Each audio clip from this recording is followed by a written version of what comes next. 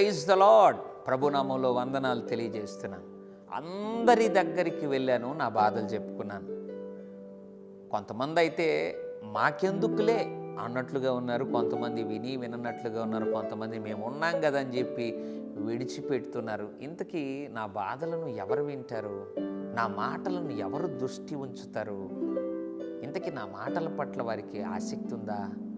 మనవాడే, మన బిడ్డ కదా అన్నటువంటి తలంపు వాళ్ళకు ఉందా? ఎందుకు వారికి నేను చెప్పుకోవాలి, చెప్పినా ఏం ప్రయోజనం అని అనేకులతో నీ బాధలు చెప్పి చెప్పి చెప్పి జవాబు పొందకుండా అలసిపోయావా? దేవుడు నీతోనే మాట్లాడుతున్నాడు, బిడ్డ. మనుషులతో నువ్వు ఎన్ని చెప్పుకున్నా నీ బాధలు ఎవరు వినరు, విన్నా తీర్చలేరు. మరి ఎవరికి చెప్పుకోవాలి? ప్రభు అన్నాడు, నాకు నువ్వు చెప్పాలి.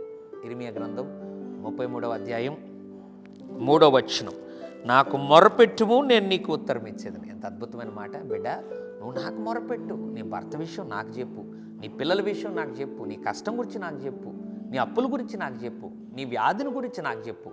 నేను నీకు ఉత్తరం ఇస్తాను, నేను నీకు జవాబు ఇస్తాను కదా. నీకు ఇచ్చే దేవుణ్ణి కదా, నేను స్వస్థపరిచే దేవుణ్ణి కదా, నిన్ను ఆశీర్వదించే దేవుణ్ణి కదా.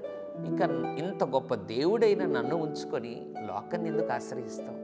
దేవుడు మాట్లాడుతున్నాడు, బిడ్డ, లోకంతో, మనుషులతో, వారితో వీరితో చెప్పడం, నీ బాధలు పంచుకోవడం మానేసి దేవునితో చెప్పు, దేవునితో మాత్రమే చెప్పు. ఆయనకు మొరపెడితే ఆయన ఉత్తరం ఇస్తాడు. పరిశుద్ధుల తండ్రి, ఇంతవరకు మనుషులతో చెప్పి అలసిపోయిన వారితో నువ్వు మాట్లాడుతున్నావు. నాతో మొరపెట్టు, నాకు మొరపెట్టు, నీ బాధలు నాకు చెప్పు, నేను నీకు ఉత్తరం ఇస్తానన్నారు.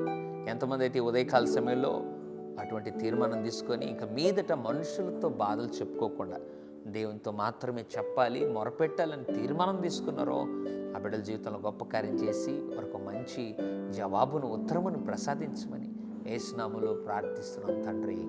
Amen, amen. God bless you.